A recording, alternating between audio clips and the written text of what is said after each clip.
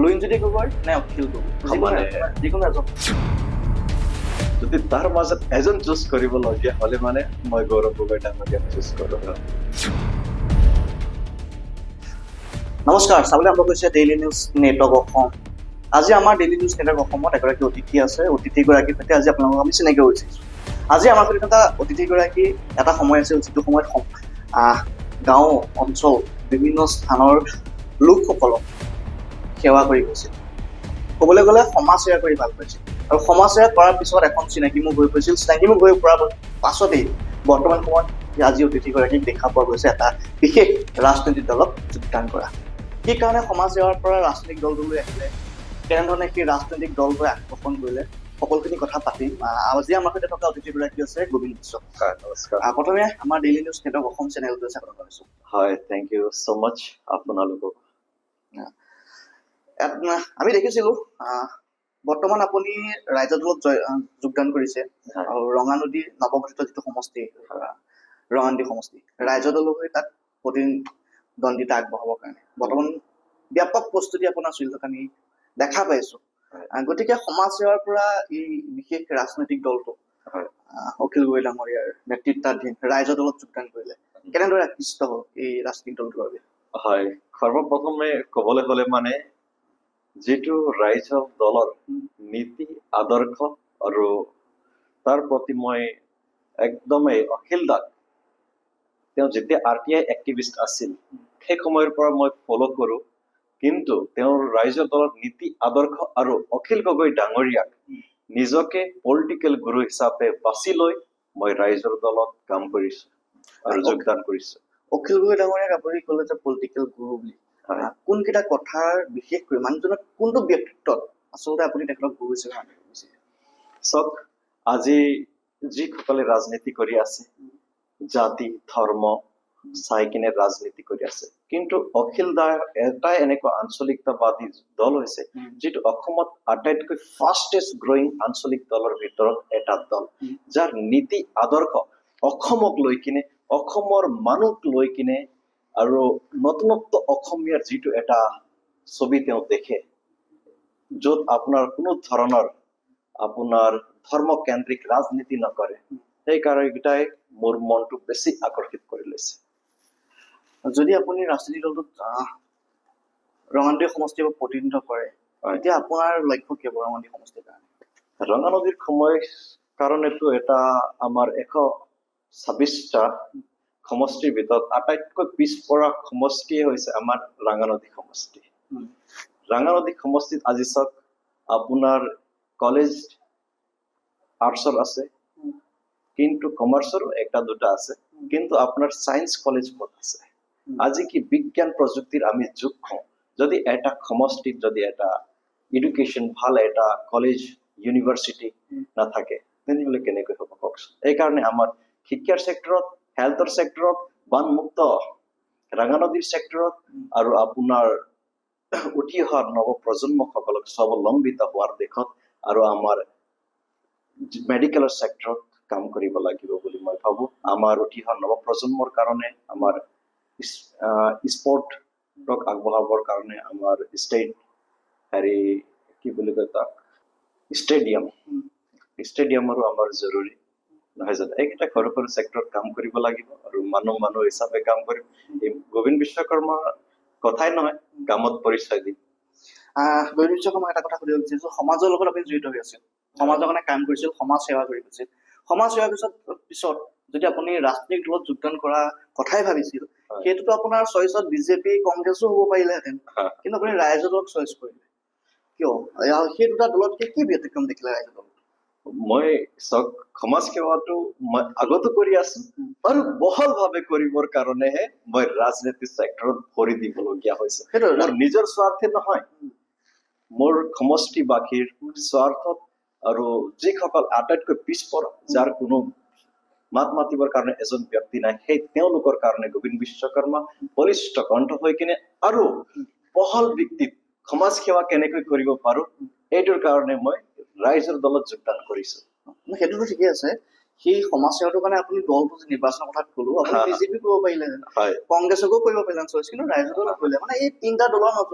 ৰাইজৰ দলটো কিয় এই দুটা দলক কিয় নকৰিলে মই অথনিয়ে ক'লো আপোনাক নীতি আৰু আদৰ্শ যিটো আঞ্চলিকতাবাদ অসমৰ প্ৰতি যিটো মৰম আৰু অখিল দাক যিহেতুকে নিজৰে ৰাজনীতিক গুৰু হিচাপে মই নিজকে মানি লৈছো আৰু তেওঁৰ লোকৰ যিটো কাম কৰা আৰু অসমত এটা ফাষ্টেষ্ট গ্ৰয়িং পাৰ্টি যিহেতুকে চাওক আজি বিজেপিও মোক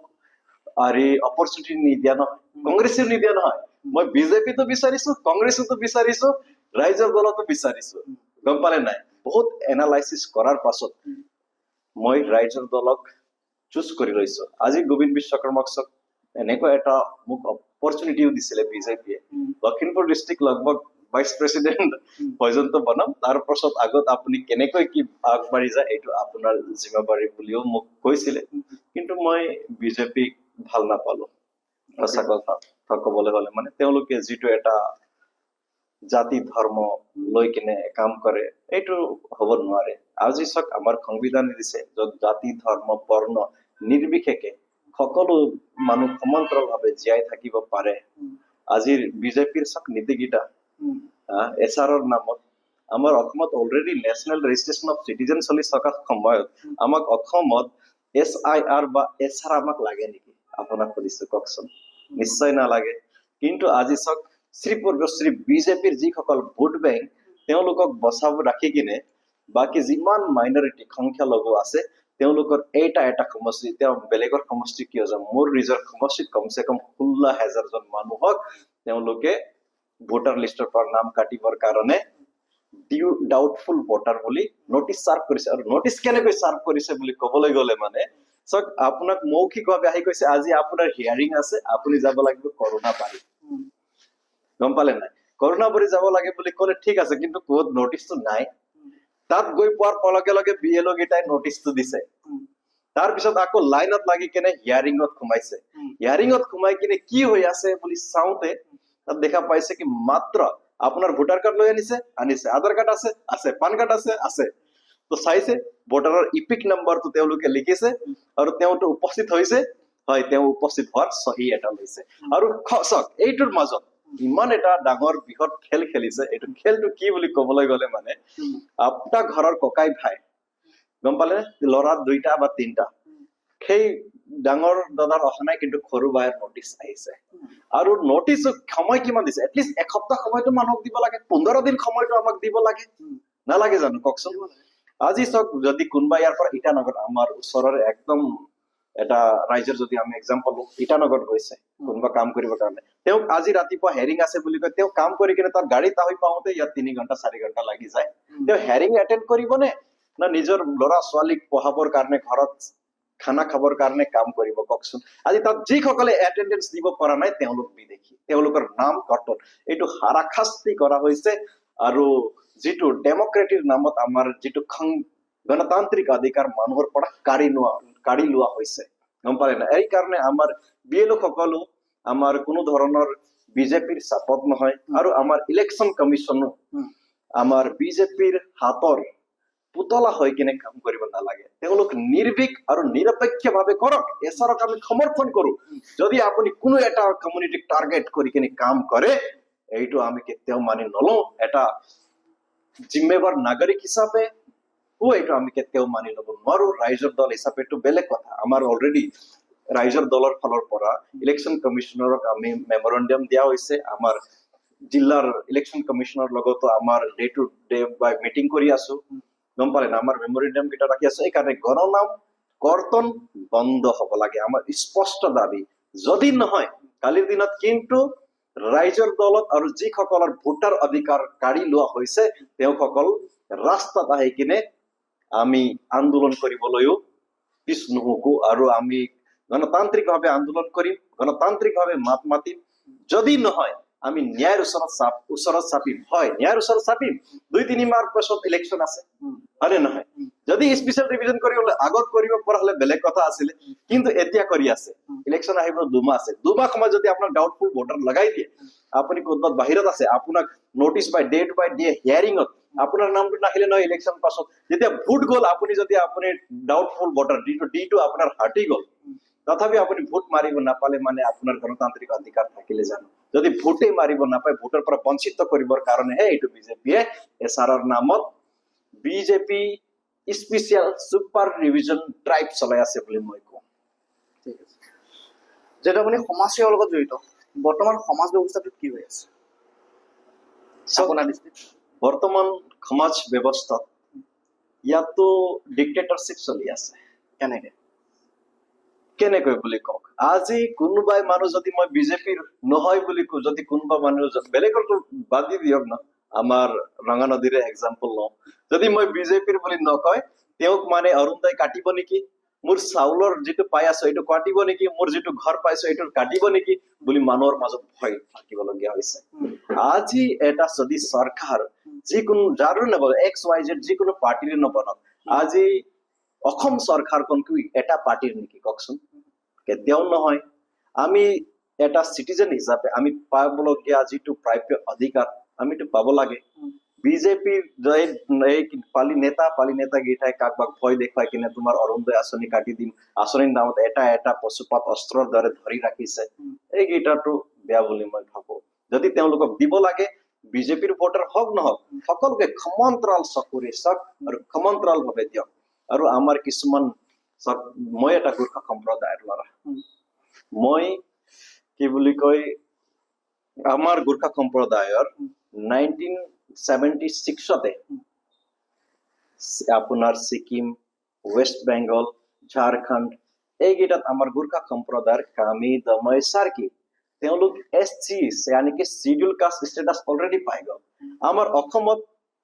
কিমান বছৰৰ পৰা মাত মাতি থকা হৈছে কিমান মেমৰেন্ডাম দিয়া হৈছে মেমৰেন্ডাম 1 ৰিমাইণ্ডাৰ 2 ৰিমাইণ্ডাৰ 3 কৰি কিনে আজিলৈকে 75 বছৰ হ'ল আমাৰ দেশ স্বাধীন হোৱা অসমত বসবাস কৰা আমাৰ পপুলেশ্যনো বেছি নাই খুব বেছি আমি অসমত 5 লাখ মানে হওঁ নেকি আমি SC ষ্টেটাছ যদি বেলেগ ৰাজ্যত পাওঁ আমি অসমত কিয় নাপাওঁ এইটো আমাক যিটো সাংবিধানিক অধিকাৰৰ পৰা আমাক বঞ্চিত কৰা হয় নে নহয় এইকেইটাৰ কাৰণে মাত মাতিবৰ কাৰণেও আমি কাৰবাক ছাৰ মোৰ কামটো কৰি দিয়ক মেমৰেন্ডামৰ পৰা মেমৰেন্ডাম দি কিনে নহয় ছ'চলত গৈ কিনে সেই ধাৰণা কয় যে তুচি চিৰিফ কৰিলে নহয় নিজে কৈ কিনে এছেম্বলিত মাত মাতিব লাগে বুলি কৈও গোবিন্দ বিশ্বকৰ্মা আজি আগবাঢ়ি আহিছো আৰু ৰাজনৈতিক ভাৱে কোনো এটা যদি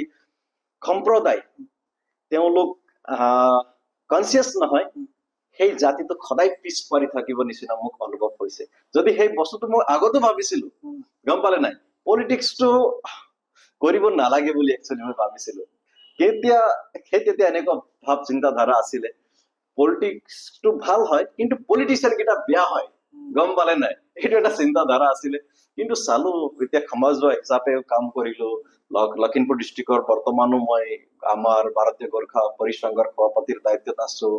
আৰু বহুত দল সংগঠনৰ লগত জড়িত মোৰ দশৰথ মাঝি ফাউণ্ডেশ্যন খুলি কিনেও এটা একদম সকলোৰ প্ৰতি সহায়ৰ প্ৰতি কাম কৰি মানুহ হিচাপে কাম কৰি যোৱাৰ এটা যিটো চিন্তাধাৰা তাৰ কাৰণে আগবাঢ়ি আহিছো নহয় জানো এনেকুৱা চেক্টৰত কিন্তু পলিটিকেলটো আমাক জৰুৰী হয় সেইকাৰণে কাকবাক আমি বেলেগৰ প্ৰতি ছাৰ বুলি ৰিকুৱেষ্ট কৰি কিনে নহয় নিজেও আগবাঢ়ি আহিব লাগে নিচিনা মোক চিন্তা হৈ কিনে পলিটিক্সত ভৰি দিছো ঠিক আছে আপোনাক কেইজনমান ৰাজনৈতিক নেতাৰ নাম কম সেই নেতাসকলৰ মাজত আপোনাৰ প্ৰিয় নেতাগৰাকী কোন আমাক ক'ব লাগে ঠিক আছে আপোনাক মই দুজন নেতাৰ নাম কৈছো হয় এফালে যদি কওঁ গৌৰৱ গগৈ আনফালে হিমন্ত বিশ্ব শৰ্মা দুগৰাকীৰ ভিতৰত আপোনাৰ প্ৰিয় চাওক মই একচুৱেলি নতুন পলিটিকেল চেক্টৰত আহিছো ক'বলৈ গ'লে মানে দুইজনেই মোৰ প্ৰিয় দুইজনেই প্ৰিয় তাৰ মাজত এজন চইচ কৰিব লাগে কোনজনক কৰিব যদি তাৰ মাজত এজন চুজ কৰিবলগীয়া হলে মানে মই গৌৰৱ গগৈ ডাঙৰীয়াক চুজ কৰো গৌৰৱ গগৈ নে লুৰিণজ্যোতি গগৈ এইটোতো এটা অলপ হেৰি টান প্ৰশ্ন আপুনি দিলে যদি দুইজনৰ ভিতৰত একজনক চুজ কৰিবলগীয়া হলে কিন্তু মই লুৰিণজ্যোতি গগৈ ডাঙৰীয়াক চুজ কৰিম ঠিক আছে লুৰিণজ্যোতি গগৈ নে ভূপেন কুমাৰ বৰা লুৰিণজ্যোতি গগৈ লুৰিণজ্যোতি গগৈ নে অখিল গগৈ দুইজনকে মই যিকোনো এজন চইচ কৰিব লাগে আজি যিহেতুকে মই মোৰ পলিটিকেল গুৰু হিচাপে অখিল গগৈ ডাঙৰীয়াক মানি লৈছো তেনেহলে মই মোৰ গুৰুক চুজ কৰিম অখিল গগৈ ডাঙৰীয়া ঠিক আছে ধন্যবাদ জনাইছো ৰাজনীতিৰ জগতখনত ভৰি দিলে যদি আপুনি সফল হ'ব নোৱাৰে তেতিয়া ইয়াৰ পিছত অন্য কিবা আকৌ বিকল্প আগবাঢ়ি যাব গোবিন্দ বিশ্বকৰ্মা ৰাজনীতিত সফল হোৱা নোহোৱা এইটো মই ডিচিজন ল'ব নোৱাৰো মই সমাজৰ লগত কিমানলৈকে জড়িত হৈছো তেওঁলোকক মই কিমান কি বুলি কয় ভাল কাম কৰিছো এইটো ৰাইজে ডিচিজন ল'ব আৰু মই এটা সঁচা ক'বলৈ হ'লে মানে ৰঙানদী সমষ্টিত মই বিশ্বাসী ৰঙানদী সমষ্টিত গোবিন্দ বিশ্বকৰ্মা সকলো ৰাইজে হৃদয়ৰ পৰা আঁকোৱালি ল'ব বুলি মই বিশ্বাসী আৰু চব ৰিজাল্টৰ আপুনি কথা কওঁ যিকোনো চেক্টৰত ইয়াতো জিত ইয়াতো হাৰ নিশ্চিত হয় গোবিন্দ বিশ্বকৰ্মা কালিৰ দিনত হাৰিও যায় কেতিয়াও সমষ্টিবাসী ৰাইজৰ পৰা দূৰত নাথাকো গোবিন্দ বিশ্বকৰ্মা হাৰিলেও জিকিলেও সমাজৰ লগত জড়িত থাকিম আমাৰ দশৰথ মাঝি ফাউণ্ডেশ্যন আছে সদায় আমাৰ এনেকৈ 1-2 লাখ মানুহ আমাৰ সমষ্টিত আছে ৰঙানদী সমষ্টিত তাৰ ভিতৰত কমচে কম 20ৰ পৰা ধৰি কিনে 40,000 মানুহ এনেকুৱা থাকিব যাৰ কোনো নাই আজিকালি চাবলৈ গ'লে নিজৰ ককাইৰ ভাইৰ মাজত 2টা ঘৰৰ মিল নাথাকে সেই তেনেকুৱা যাৰ কোনো নাই তেওঁৰ সদায় দশৰথ মাঝি ফাউণ্ডেশ্যন আছে আৰু তেওঁক এটা হিমালয় পৰ্বতৰ দৰে তেওঁ ওচৰত দশৰথ মাঝি ফাউণ্ডেশ্যন থিয় হ'ব বুলি মই আমাৰ সমষ্টিবাসীক আৰু আমাৰ লখিমপুৰ জিলাক সমূহ আমাৰ পৰিয়ালক মই প্ৰতিশ্ৰুতি দিব বিচাৰো